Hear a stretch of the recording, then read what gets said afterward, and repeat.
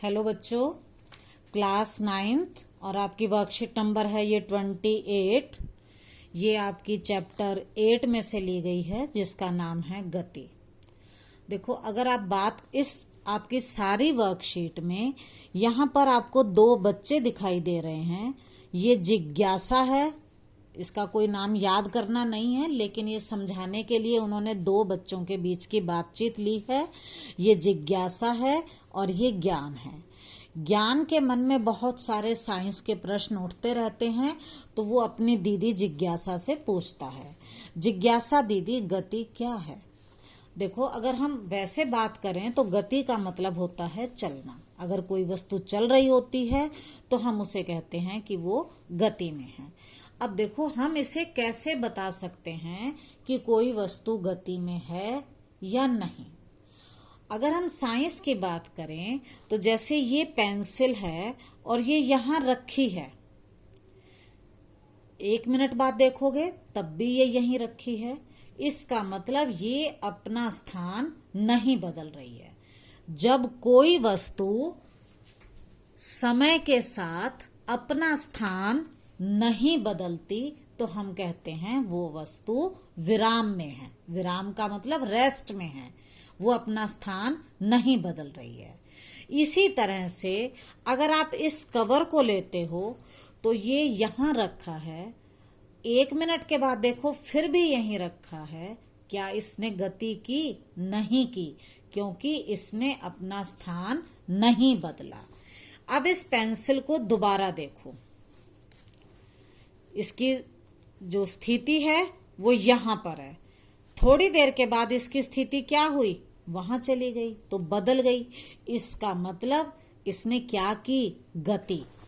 तो जब कोई वस्तु समय के साथ मतलब थोड़ी देर के बाद अपना स्थान बदल लेती है तो हम उसे कहते हैं कि वो गति अवस्था में है।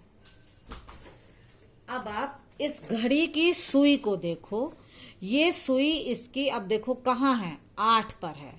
थोड़ी देर के बाद देखो ये घड़ी की सुई क्या अपना स्थान बदल रही है? हाँ, ये अपना स्थान बदल रही है। कहाँ आ गई? ये 10 पर आ गई, 8 से 10 पर आ गई। इसने अपना स्थान बदला, तो ये कौन सी अवस्था में हुई? ये हुई विराम अवस्था में, सॉरी, गति अवस्था में। तो अब आपको समझ आ गया होगा। पहली लाइन देखो, जब कोई वस्तु अन्य वस्तुओं की तुलना में समय के साथ अपना स्थान बदलती है तो वस्तु की अवस्था को क्या कहते हैं? गति अवस्था।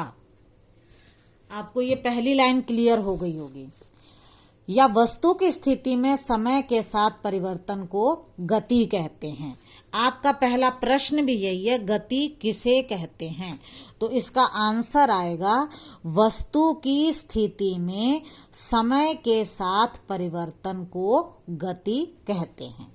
आगे देखो, भौतिक विज्ञान में, भौतिक विज्ञान के अंदर फिजिक्स, केमिस्ट्री, बायो, इस तरह से बहुत सारी शाखाएं हैं। तो ये फिजिक्स की बात कर रहे हैं। भौतिक विज्ञान में वस्तु की 2 स्थिति होती हैं, या तो वस्तु विराम अवस्था में होगी और या वस्तु होगी गति अवस्था में।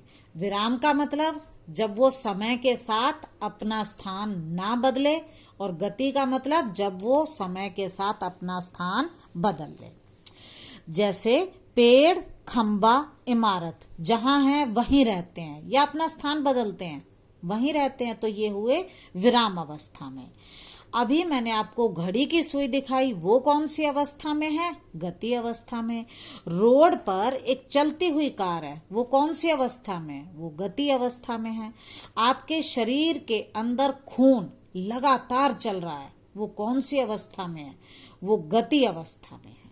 तो अब आपको विराम और गति समझ आ गया होगा। आगे है, गति 3 प्रकार की होती है। कौन कौन सी? सरल रेखीय गति, दोलन या आवर्त गति, घूर्णन या वृत्तीय गति। पहले देखते हैं सरल रेखीय। सरल का मतलब सीधी, रेखीय का मतलब रेखा। जब कोई वस्तु सीधी सीधी चलती जाए, जैसे रोड पर कोई कार जा रही है, तो ये होगी सरल रेखीय गति। जब कोई वस्तु एक रेखा में गति करती है तो हम उसको कहते हैं सरल रेखीय गति। दूसरी गति है दोलन या आवर्त गति। आपने घड़ी के अंदर पेंडुलम देखा होगा। कुछ घड़ियों में पेंडुलम होता है और वो पेंडुलम ऐसे चलता है, ऐसे घूमता रहता है ना। तो ये गति क्या है, ये इस पॉइंट के इधर जाता है, वहीं आता है, फिर इधर, फिर वहीं, फिर इधर, मतलब अपनी जगह से इधर उधर गति करता है ये। तो ये हो गया पेंडुलम की गति, इसको बोलते हैं दोलन गति। इसे हम आवर्त गति भी कहते हैं। आवर्त का मतलब जब बार बार कोई चीज रिपीट होती है, दोहराई जाती है। यहां पर ये गति बार बार रिपीट हो रही है, इसी बिंदु से इधर उधर इधर उधर, तो ये आवर्त गति भी है। आपने झूला झूला होगा, झूले में भी आप यहां हैं और एक बार ऐसे जाते हैं, फिर ऐसे, फिर ये भी तो आवर्त गति है या दोलन गति है। तीसरी गति है घूर्णन या वृत्तीय गति। वृत्तीय का मतलब जो गोल गोल ऐसे।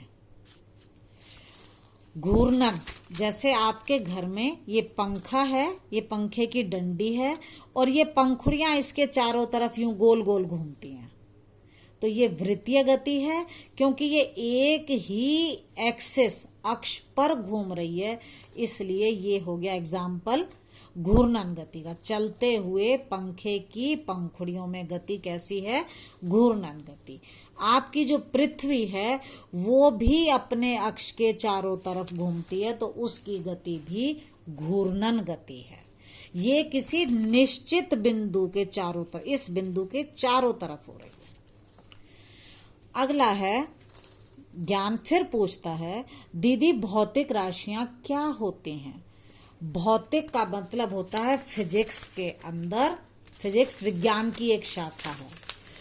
वह राशियां जिन्हें मापा या तोला जा सकता है उन्हें भौतिक राशियां कहते हैं। जैसे जब आपको बुखार होता है तो आप अपने डॉक्टर के यहाँ जाते हैं और वो आपके शरीर का ताप नापता है, मान लो वो आया 100 डिग्री सेल्सियस। ऐसे ही आपके कमरे की लंबाई को नापो, मान लो वो 10 फुट है। कॉपी के पेज को मापने लग जाओ, मान लो वो 20 सेंटीमीटर है, आप अपने स्केल से नाप सकते हो, ये कम ज्यादा भी हो सकता है। मान लो आपका विज्ञान का पीरियड आज 2 घंटे का है, तो यहाँ आपने क्या नापा, समय। तो जब भी आप किसी चीज को नापते हो तो वो भौतिक राशि होती है। वह राशियां जिन्हें मापा या तोला जा सकता है भौतिक राशियां कहलाती हैं। अब जैसे यहां पर आपने क्या नापा, ताप। यहां क्या मापा, लंबाई। यहां क्या मापा, ये भी लंबाई। यहां क्या मापा, समय। तो ये ताप, लंबाई, समय, ये सभी क्या हैं, भौतिक राशियां हैं। इसके अलावा और भी हैं। एक है द्रव्यमान, जिसमें आप ये मापते हो कि इसमें कितना पदार्थ है, 2 किलो है, 1 किलो है, 10 ग्राम है। इसी तरह से विद्युत धारा, कितना करंट आ रहा है। तो ये ज्योति की तीव्रता, जो लाइट आ रही है उसकी तीव्रता, ये सभी भौतिक राशियां हैं। ये 7 भौतिक राशियां हैं।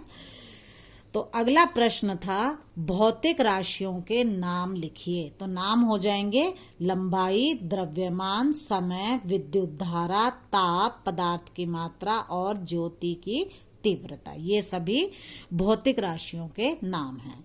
आगे देखो, अब ये जो भौतिक राशियां हैं, ये भौतिक राशि के अंदर जब हम ले, जैसे हमने तापमान लिखा 100 डिग्री सेल्सियस, तो इसमें 2 भाग हैं। यहां पर जो 100 है ये संख्यात्मक मान है, और जो आपने डिग्री सेल्सियस, वैसे ये गलत लिखा गया है, ये फ़ारेनहाइट होता है। आपके शरीर का ताप 100 डिग्री फ़ारेनहाइट होता है। तो यहां पर ये जो F है ये इसका मात्रक है, यूनिट, जिसमें हम किसी चीज को नापते हैं।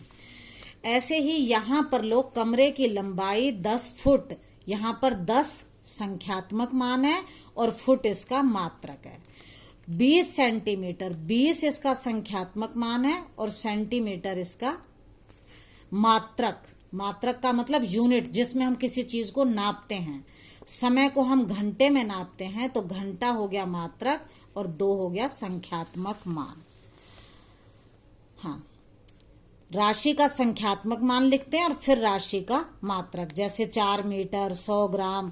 तो यहाँ पर 4 और 100 संख्यात्मक मान है, मीटर और ग्राम मात्रक है। अब भौतिक राशियां 2 प्रकार की हैं, एक होती हैं अदिश और एक होती हैं सदिश। नाम से ही पता लग रहा है अदिश, जिसमें दिशा नहीं होती, केवल परिमाण होता है। परिमाण का मतलब जैसे 100 डिग्री फ़ारेनहाइट, तो ये जो है ये अदिश है, इसमें परिमाण तो है लेकिन कोई दिशा नहीं है, उत्तर दक्षिण कोई दिशा नहीं है। तो अदिश राशियां वे होती हैं जिनमें केवल परिमाण होता है, दिशा नहीं होती। और सदिश का मतलब जिसमें दिशा स होती है और परिमाण भी होता है। तो सदिश का मतलब जिसमें दिशा और परिमाण दोनों हैं। अदिश जिसमें दिशा नहीं है, केवल परिमाण है, उन्हें हम अदिश कहते हैं। जिन राशियों में सिर्फ परिमाण होता है उन्हें अदिश राशि कहते हैं, और जिनमें परिमाण और दिशा दोनों होते हैं उन्हें सदिश राशि कहते हैं। अगला प्रश्न यही था, सदिश और अदिश राशियां क्या होती हैं। अब इसके उदाहरण लिखने हैं। देखो, जैसे मान लो मैं कहती हूं कि मेरे घर से मेरा स्कूल 5 किलोमीटर है, ठीक है। मान लो ये मेरा घर है और मैंने कहा कि यहां से मेरा स्कूल 5 किलोमीटर दूर है। तो दूरी का मतलब अब मैं 5 किलोमीटर इधर जाऊं, कहाँ जाऊं, कुछ पता तो चल नहीं रहा। तो ये हुई अदिश राशि, क्योंकि दिशा तो मैंने बताई ही नहीं। ये हुई अदिश राशि।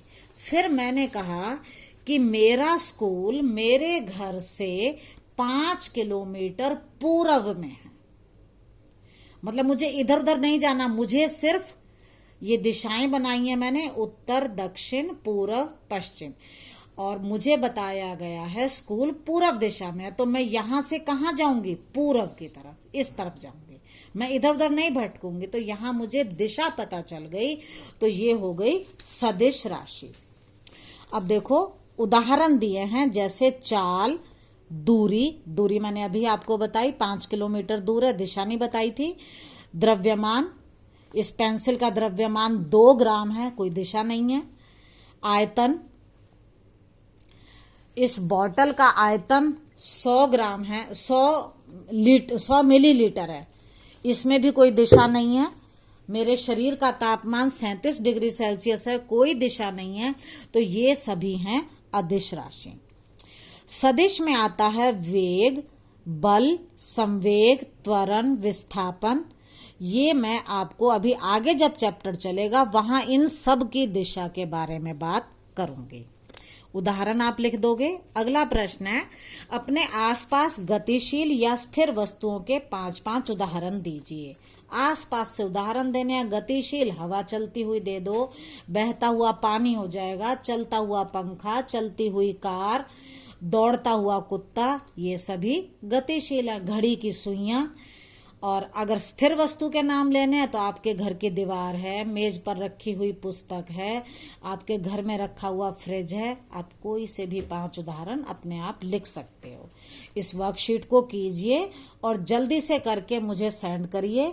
अगली वर्कशीट आपको अगली वीडियो में मैं करवाती हूँ। धन्यवाद।